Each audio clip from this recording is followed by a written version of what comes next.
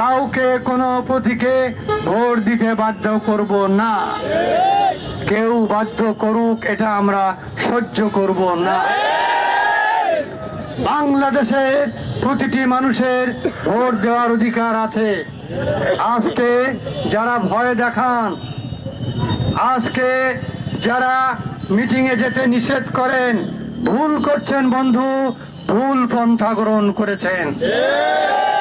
এ দিয়ে আপনারা দেশে শান্তি আনতে পারবেন না, আপনাদের জীবনেও শান্তি আসবে না।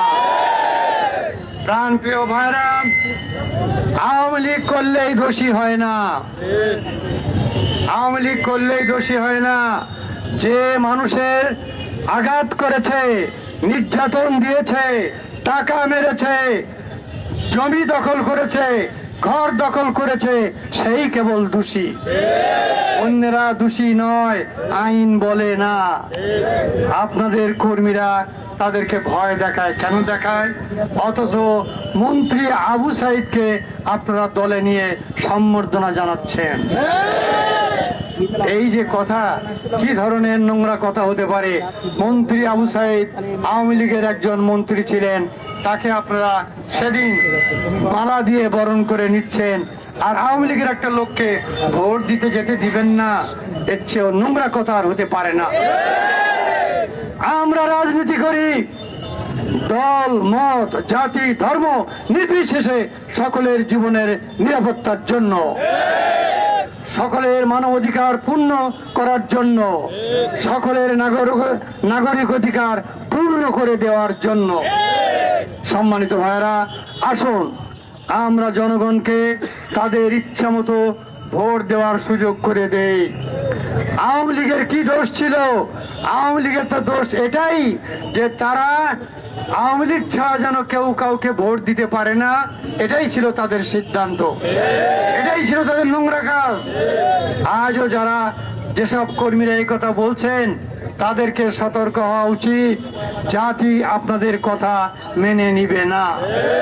প্রাণপ্রিয় ভাইরা, আমি আমার বন্ধু দলকে অনুরোধ করবো, আসুন, অতীতে একসাথে কাজ করেছি, আগামীতেও আজিজুর রহমান একসাথে কাজ করবে ইনশাআল্লাহ। প্রাণপ্রিয় ভাইরা, দেশের উন্নতির জন্য, দেশের কল্যাণের জন্য, শান্তি শৃঙ্খলা রক্ষার জন্য এইসব কাজ আমাদের করা দরকার। প্রাণপ্রিয় ভাইরা, আল্লাহ যদি সুযোগ দেন, আমি শার্শাকে জলাবদ্ধতা থেকে মুক্ত করব ইনশাআল্লাহ। আল্লাহ যদি সুযোগ দেন, নাবারণের জরাজীর্ণ হাসপাতালকে 100 বেডের আধুনিক হাসপাতাল করব ইনশাআল্লাহ। আল্লাহ যদি সুযোগ দেন, বেনাপোলে 50 বেডের একটি আধুনিক হাসপাতাল করার চেষ্টা করব ইনশাআল্লাহ। বেনাপোলে একটি ডিগ্রি মহিলা কলেজ চালু করার চেষ্টা করব ইনশাআল্লাহ। বেনাপোল বন্দরে দেশের যা আয় হওয়ার কথা ছিল, 4 ভাগের 1 ভাগ আয় হয় না।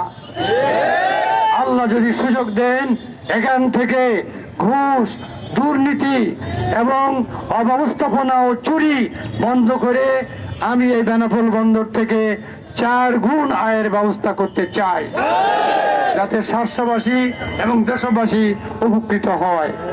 প্রাণপ্রিয় ভাইরা, আমি চাই শার্শার কোনো মানুষ যেন অফিসে যে ঘুষ দিতে বাধ্য না হয়, আর কোনো দুষ্ট লোক ঘুষ দিয়ে কারো অধিকার ছিনিয়ে নিতে না পারে।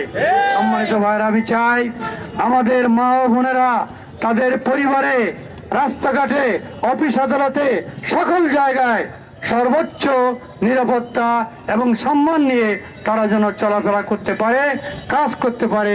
আমরা তার ব্যবস্থা করব ইনশাআল্লাহ।